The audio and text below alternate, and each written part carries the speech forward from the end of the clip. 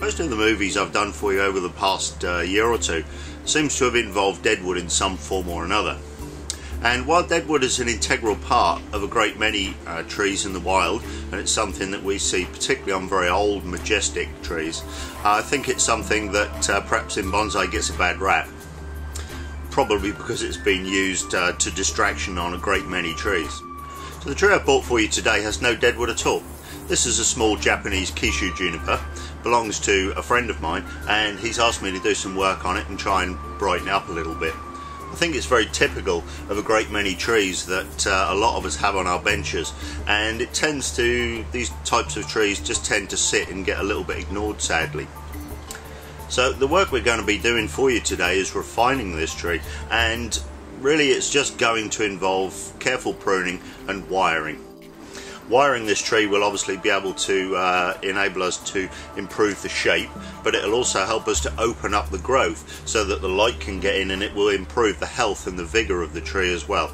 I'm going to be pruning a very small amount of foliage away from this plant, and when it's finished it will look considerably more refined and a lot more dynamic. If you don't like to wire, then perhaps junipers are not the best thing for you, because it's very difficult to get a juniper to grow in the way and the form that we would like. And while I would say that it's not impossible, it certainly is going to take more years than most of us would be prepared to commit, particularly to a tree like this. So today I'm going to be showing you how to refine a little tree like this, and as I say, in doing so it will improve the health and the future growth of this plant. Because of the way these little junipers grow, and I think a lot of people don't really understand how to work them, they tend to end up looking like this, which is really quite a dull, boring and uninteresting little tree. It is by and large just kind of a lollipop of foliage on a stick. So with the careful work that we're going to be doing today, we're going to be able to open some spaces in this. We're going to be able to refine and define the foliage pads and improve the branch structure underneath those pads. In doing so, I think we'll be able to make this into a much more interesting and dynamic looking little bonsai. The first thing to do with this tree is to begin to clean the foliage, and as you can see with this branch here, we've got one branch that then forks into two, and you can see we've got these nice little pom-poms of foliage on the end, which are exactly what we need, but we've also got one or two weaker shoots back inside, something like this, and you can see there are just 4 little shoots on that. That's very weak because it's been shaded out by the foliage on the front. So the first thing we have to do is go and remove all that. So that gives us lots of nice little clean branches with these little pom-poms of foliage on the end. Some places you see here we've got lots of little weak shoots that are never going to amount to much at all. This one you can see is much more loose and open than this one on the end here, because this has been shaded out from the sunlight by the foliage above it. It's very easy to tell the weaker parts because the colour is generally not as green, it's not as bright, and also the buds are not as tightly clustered as you find on a position like this. So the first thing to do is to strip all that weak foliage out of this tree.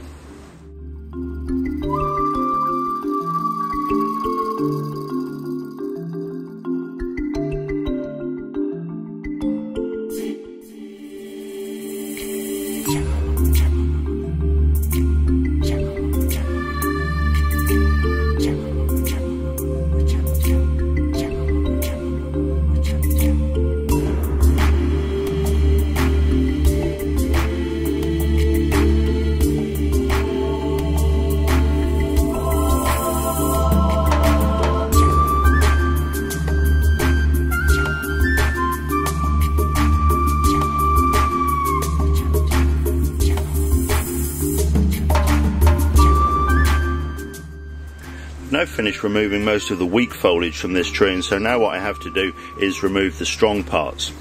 What we have here is a small shoot or a small twig with a little ball of foliage on the end, and generally what we have to do with those is go in and take the middle out. So you can see this one here, it's made a little cone shape. So we just go inside with the scissors, find a little fork, and then just nip the ends out of that, and you can see what that's done is opened that up to allow the light to get inside it. So now all I need to do is go over all of this and remove all of these strong growing tips. That helps to balance the vigor of the trees, so we don't have strong parts and weak parts. So what we're doing here is removing the weak foliage from inside and the very strong foliage from the ends, and that helps to balance the vigor, and it will also begin to encourage some back budding back down in these forks over the coming growing season.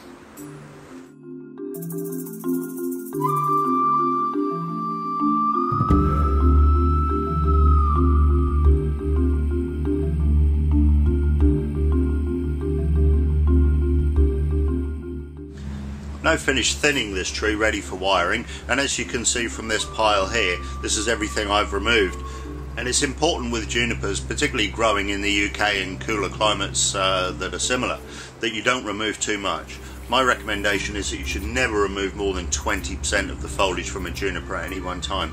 If you do, you severely weaken the tree, and at the same time you will encourage it to start to produce juvenile foliage, which then takes some time to get that back under control. So never removing more than 20% from a juniper like this is a very good idea.